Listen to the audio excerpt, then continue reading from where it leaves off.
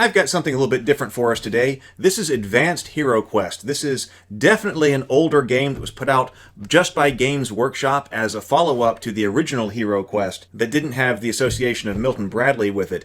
And of course, as much as we played the original HeroQuest all the time when I was growing up, I never did Advanced HeroQuest. I wanted it, but I never had Advanced HeroQuest and we never played it. This isn't strictly a first-time unboxing because obviously this is used.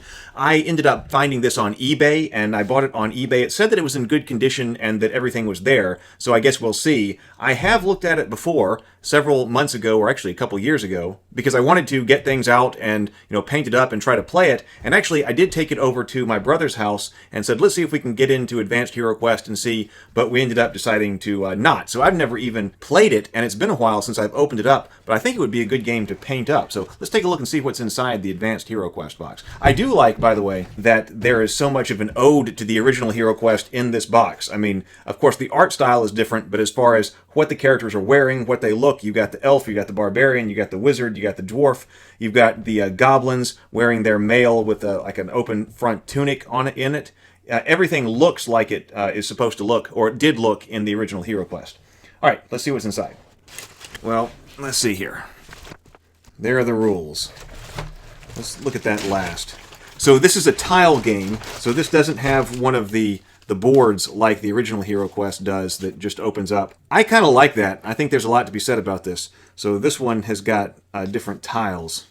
Boy, the spaces do look small. After I've been looking at my jumbo HeroQuest board that's got squares that are 1 1/4 inches, so these look small, but I bet they're the right size. I bet they're 1 inch squares. I guess I can verify that.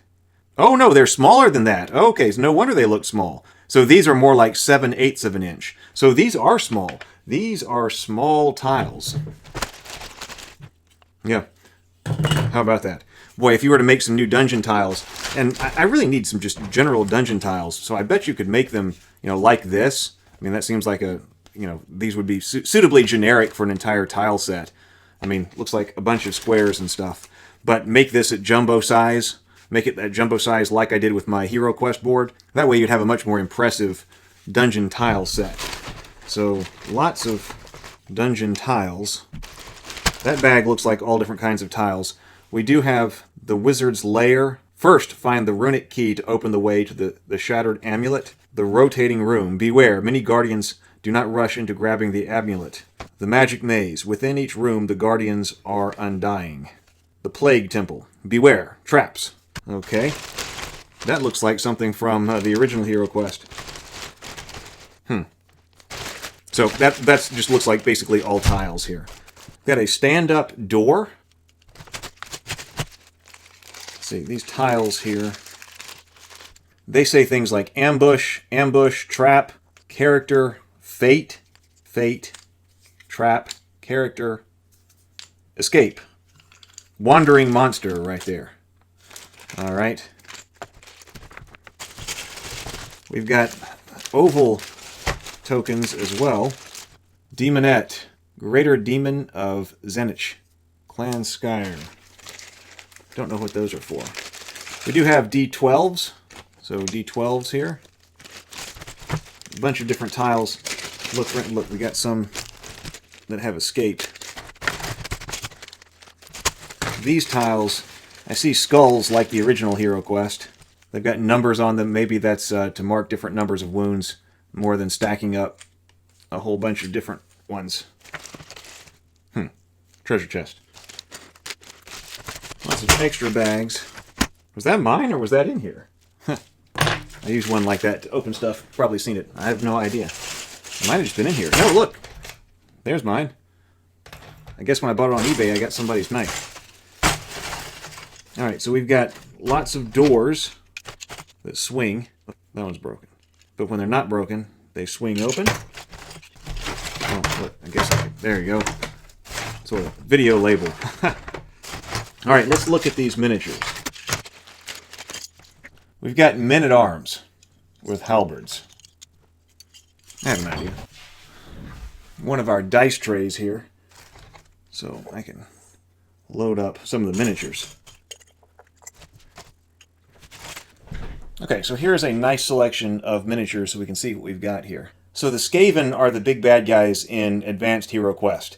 So we've got Skaven in here. These look like henchmen, and I think they're supposed to be the henchmen. They look like Imperial soldiers, and I really like how they look. They're kind of very classic looking with the brigandines. This one like has a war scythe here. This one has a halberd. This one's got a sword over here. Since I bought this on eBay, I guess I got somebody's painting attempt right here. And then we've got the elf here, who does have a sword and a bow this time. And then we've got the dwarf here, who is looking very classic Warhammer dwarf with that large hammer. And then we've got the wizard down here. So he's got his hand up casting a spell and has the staff. We don't have a barbarian, but we've got this warrior right here. So he looks like a warrior of the Empire. So we've got him.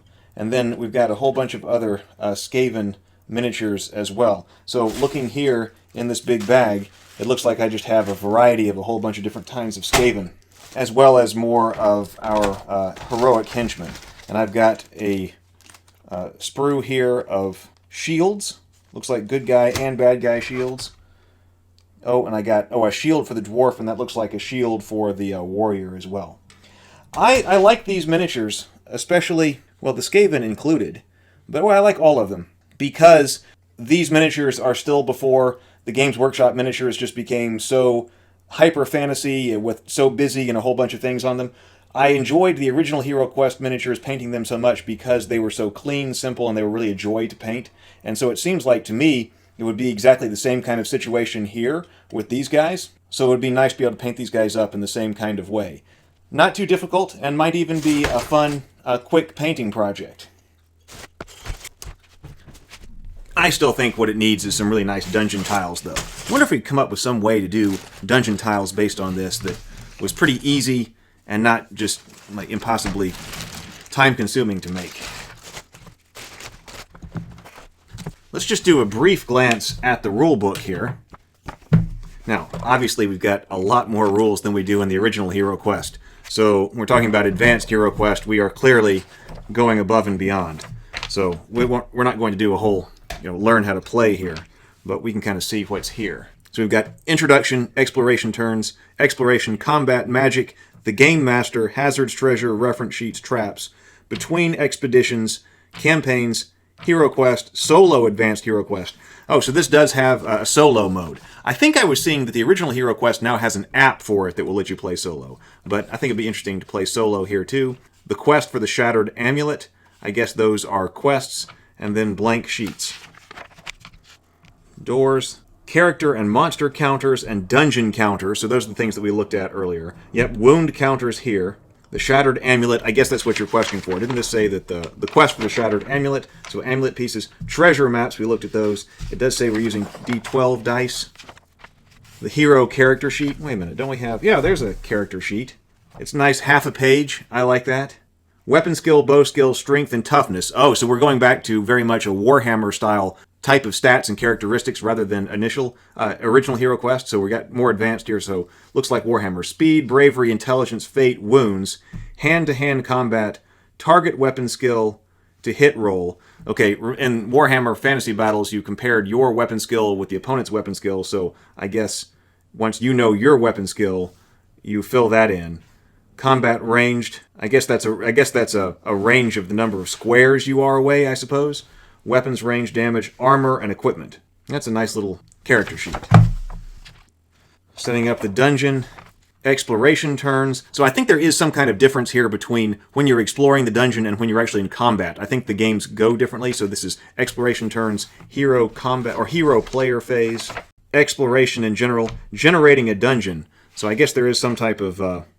Yeah, the rooms and passages of the dungeon come to life as the heroes explore. They are randomly generated using the passage and room generation tables, so the heroes won't know what they're going to find until they get there. You should only place a new dungeon section during the exploration phase if a hero is standing at a junction that leads to passages that have not already been placed. The hero is opening a door that has not been opened before. So we got passage length table, passage feature table, passage end table, room door table. How many doors does a room have? 1 to 4, none. 5 to 8, 1. 9 to 12, 2. Combat. Distinguishing special monsters. Use that colored base. I saw that we had some green bases, so that helps to separate some monsters. Sequence of play in combat, hero player phase, game master phase, end phase. Movement in combat phases. Lots more to it than the original HeroQuest. Oh, critical hits. We got critical hits in here. Oh, and fumbles. Uh-oh. If the hit roll is 1, the attack is fumbled. This means the model makes a hash of the attack. His opponent is presented with a golden opportunity to crack him over the head instead. The model being attacked makes an immediate free attack on the attacker. Okay. Line of sight, classic part of HeroQuest. Fate points. Oh, first, look, recovering missiles. You actually have to keep track of your thrown weapons. Daggers and throwing axes may only be thrown once. Each shot from a bow uses up 1 arrow, and the archer should keep a record of the arrows he's used. Ranged weapons may be recovered once the combat is over and all the monsters have been killed, but not if the heroes escape. Roll a die for each arrow, dagger, or throwing axe used. Arrows can be recovered intact on a roll of 10 or more, other weapons on a roll of 7 or more. Oh, okay, so you gotta be keeping up with your ammunition. Fate points. Fate points change things which have just happened, incidents that turn. For instance, if a model was hit by an attack, it could spend a fate point after he had found out the number of wounds he has suffered and thus negate all damage. A model may not spend a fate point to change something that has happened in a previous turn. Although fate points can be used during the exploration phase, they are most commonly used in combat. Each hero starts the game with a number of fate points. The hero may spend any number of fate points on the same combat turn. Fate points cannot be lent to other heroes or to henchmen. Fate points can be spent to negate, i.e. reduce to 0 any or all damage a hero has suffered that turn. This is the single most important function of fate points. It can be used in any circumstance. It can be used to negate the damage from an attack, the damage from a trap, or whatever. Fate points can also be spent to convert a failed die roll into a successful die roll. Again, this ability may be used under any circumstance. It could be used to convert a missile attack into a hit, a failed intelligence test into a successful one, and so forth. Gaining more fate points is recovered in the between expeditions. Death. Okay. Magic. Now, I wonder how magic is actually handled in Advanced HeroQuest, because the spell system that the standard game uses, I think, could be improved upon. So I'm guessing it's different in here. Spells may be cast in any exploration and combat turns. Casting a spell uses up the relevant spell components. The wizard should cross off the used components from his character sheet. The spell book shows what effect that has. Oh, so we got spell components to keep track of? Oh, spell components. Spell components are material objects what the wizard has available to cast the spell. As the spell is cast, the spell component is consumed. In some cases, more than one component is required. The wizard starts the game with the components for 4 spells. He may choose which after studying his spell book, noting which components he selects on the character sheet. Okay, so over here, Bright Wizard spell book, so Flame of Death, component Fire Dust. So those are the 4 spells I guess the wizard knows at the start of the game. Fire Dust, Dragon Armor, Open Window, Flames of the Phoenix. Swift Wind coming back. Courage coming back. Okay. The Game Master. We got the Game Master here instead of Zargon. Hazards. Those were handled by cards last time. Hazard table, non-player character table, chasm, statue, mushrooms, grate. This looks fun.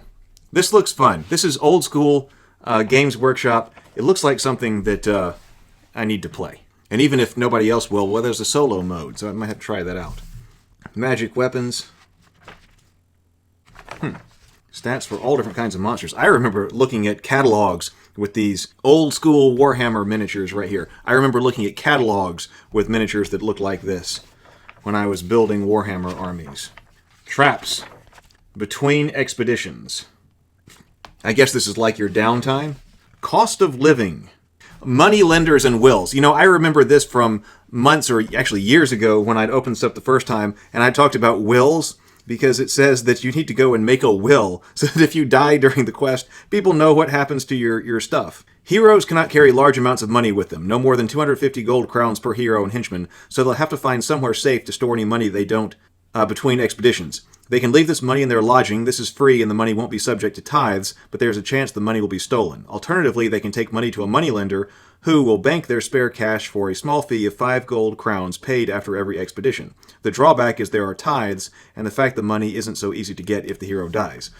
Money belonging to a dead hero that is kept in his lodgings may simply be shared out among the other heroes. If it's banked with a moneylender, other heroes only have access to it if the character has made a will. A will names one or more of the hero's companions who will receive the money after he is banked with a moneylender after his death. If the other heroes are dead too, the fortunate moneylender will get to keep the cash. A fee of 20 gold crowns is levied upon executing a will, so if the hero has less than 20 crowns, his companions get nothing. Cost of living table. Cost of living. Maintain henchman, men-at-arms, sergeant. Feed a moneylender. To make or alter a will. To transfer money in accordance with a will. Random events. The GM rolls 2 dice and refers to the random events table. If a random event is rolled, its effects must be resolved immediately. Spending gold, training, new equipment, healing. Well, here's your cost of crossbow, arrows, and bolts because you're going to be losing them in the dungeon.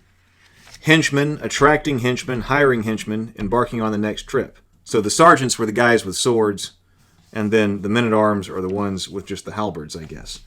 Campaigns. Alternative monsters. Quest ideas. Creating heroes. Characteristics.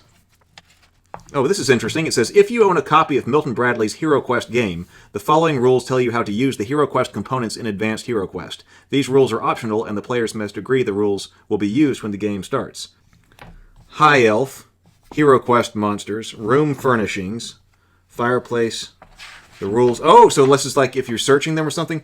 Any model may take a weapon from the rack. Roll the table below to see what the rack contains. D12, nothing. 3 to 4, 1 spear, 5, 3 spears, 6 to 7, 6 arrows, 8, 12 arrows, 9 to 10, 1 sword, 11, 1 axe, 12, roll twice.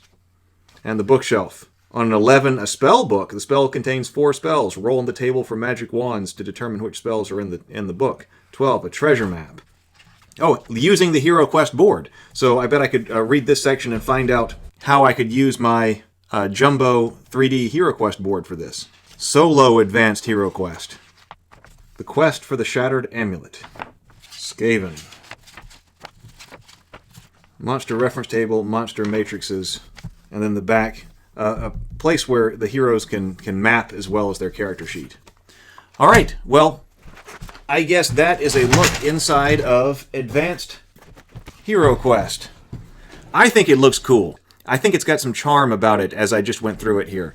I kind of do want to make up some dungeon tiles for it, paint this up, and do maybe a solo game or something like that. I think it'd be fun. If you've enjoyed this video, please check out the playlists on my YouTube channel. I've got a lot of videos on tabletop gaming, fantasy, action figures, and I've got it all arranged by topic in playlists. You just go back to my channel, pick out what you're interested in, play that playlist, and just enjoy. I look forward to seeing you in many more videos to come. Later.